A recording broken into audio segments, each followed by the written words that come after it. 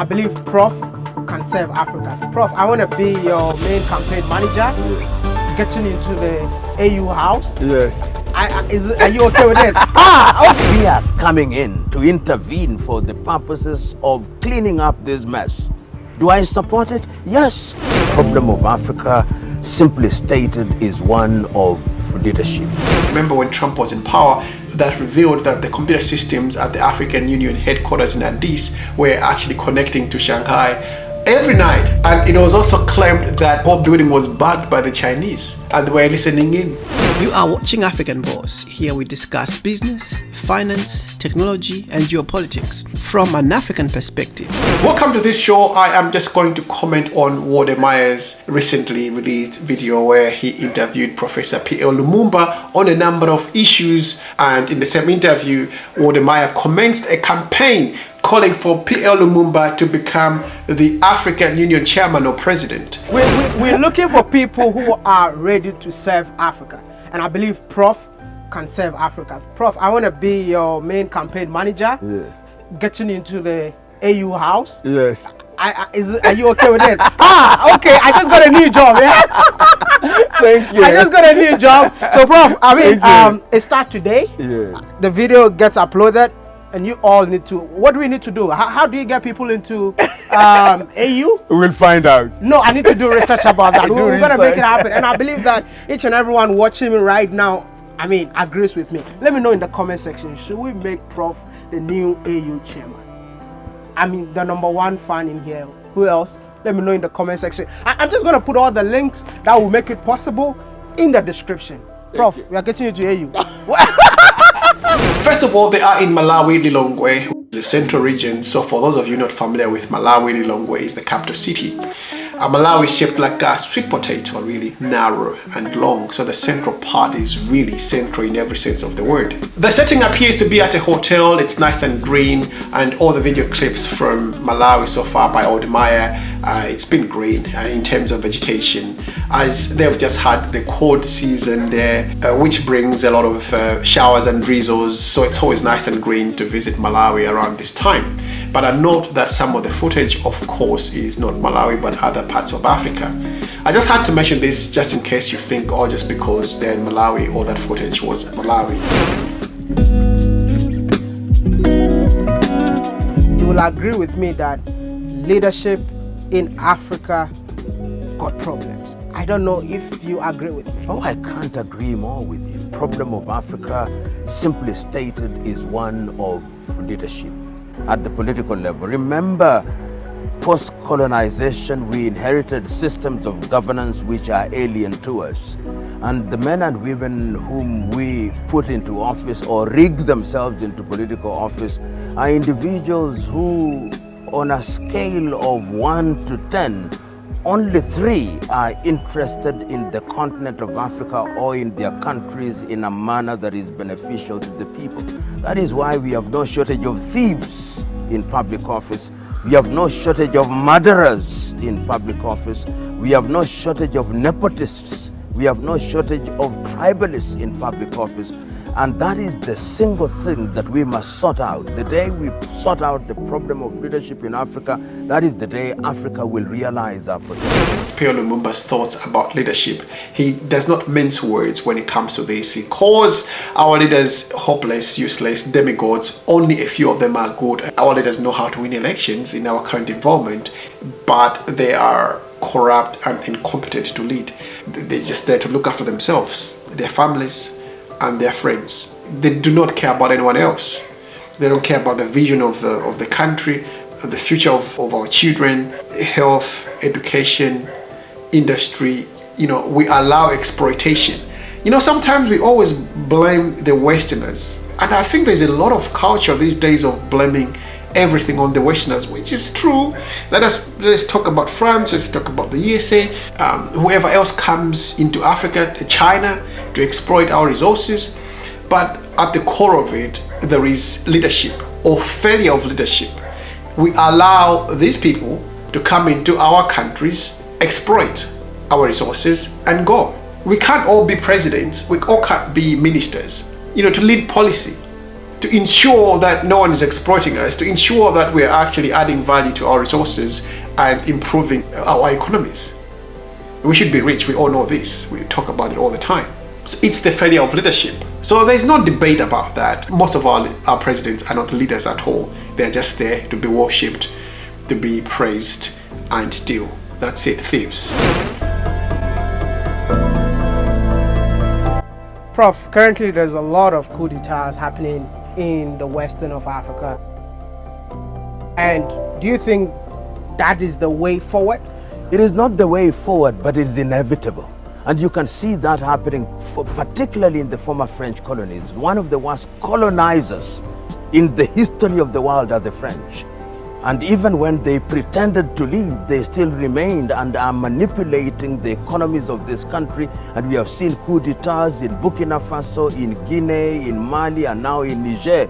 And young men in the military are saying, because the civilian population is helpless, we are coming in to intervene for the purposes of cleaning up this mess. Do I support it? Yes, because it is inevitable, because that is the only way. Do I support their continued remaining in power? No, they are simply midwifing a process.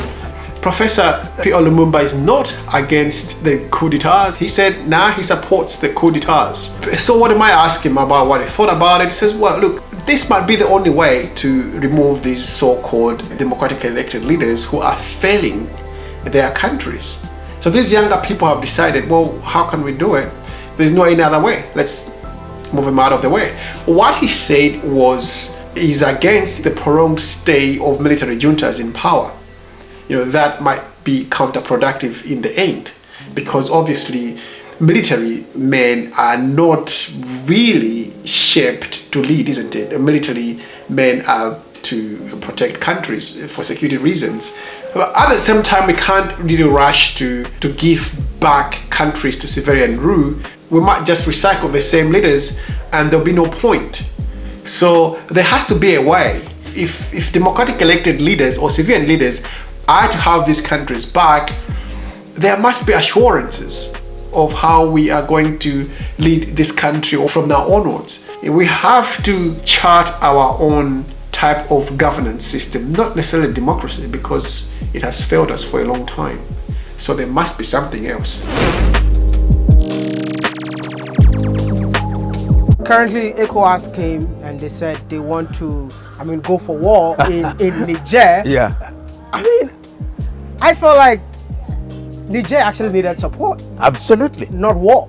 But you know that the decision that were being made by ECOWAS, and I'm very happy with the Nigerian Senate telling their president straight on, we are not going to allow you to send our men and women to fight their brothers. But you could see the subterranean manipulation of France and the United States of America. And the people came and said, we don't want war. People in Nigeria told their president, we do not want war.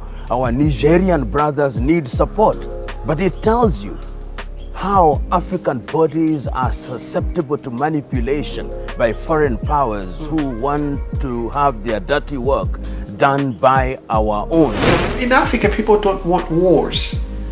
I don't know why they're so pumped up to get into there and start another war. That would have been disastrous, I reckon, because ECOWAS, one has got no experience whatsoever going into these countries. Of course, they've gone to conflict areas where there have been civil wars, and and they've been respected as peacekeepers and stuff like that. That's about it. But they've never gone in to fight a state, a whole nation. That would have been a grave mistake by these leaders. But these situations come in, these knee-jerk reactions come in because they're afraid. They're just nervous about it. Am I next? Am I next? Now, for me not to be next, we need to send a very strong message, and we are going to intervene. ECOWAS has got no capacity whatsoever. They don't have the equipment, they don't have the leadership, they don't have the experience. It was just going to be a disaster. It was an empty threat that was never going to happen. Are you proud of the African Union? No, I'm not proud of the African Union. I think it is a body that is weak. It is a body that is manipulated. It is a body that doesn't do the right thing. And we have seen the many conflicts that are taking place in Africa, whether it's in Sudan or Southern Cameroons or in Ethiopia, they are silent as silence can be. That is a body that must be revamped. It is a body that must have men and women who are crusaders, men and women who are not cowards, men and women who are prepared to sacrifice for the continent. It is a body that is crying for change. Most of PLO Lumumba's condemnation is on African Union. He thinks it's a hopeless, useless organization, which we all agree. African Union should not be there. You know, it is just there for the benefit of those who run it and presidents of Africa. European Union, they vote these people into these positions, I think for 5-year terms. They're not presidents of their countries. You know, they're specifically there as the president of the European Union for a term. They've got their parliament, they've got everything, you know, it's all good. This is the only way how we can get people like PLO Lumumba to be in charge of the African Union, because the current policy is you ought to be a president of the country and your nation has to take the chairmanship, and then you become the leader of the African Union. These people already have got jobs. They're already failing to lead their countries. How are they going to lead the African Union? How are you going to implement policy if every year you change leadership? I think the current structure of the African Union is inefficient, it's unworkable, it's useless. The whole thing needs to be restructured. And if you remember in 2018, the United States of America, the CIA gave information to a French newspaper. I remember when Trump was in power, that revealed that the computer systems at the African Union headquarters in Addis were actually connecting to Shanghai every night and uploading files from African Union. And it was also claimed that the whole building was bugged by the Chinese and they were listening in. Obviously, they came out and said, nah, it's not true. But it was true. They got rid of their computer system. They removed it. And funny enough, the Chinese said, do you want us to reconfigure your new system again? I mean, they have the nerve, isn't it? I think the leadership of the African Union at that time just said no out of shame and embarrassment when the Chinese offered to reconfigure the new computer system. I mean, how dare they? But just explains how they look at us. In fact, the headquarters was built by the Chinese. This is the problem. To the tune of $200 million. That is why they put on these bags and they were able to download information, because they built it. We asked the Chinese, we begged money from the Chinese to build us what is the headquarters of structures that are supposed to represent the spirit of Africa, the essence of Pan-Africanism. PLO Lumumba has got his favorite saying. He says, "He who pays the piper calls the tune." Thank you for listening in. I'll see you in my next video.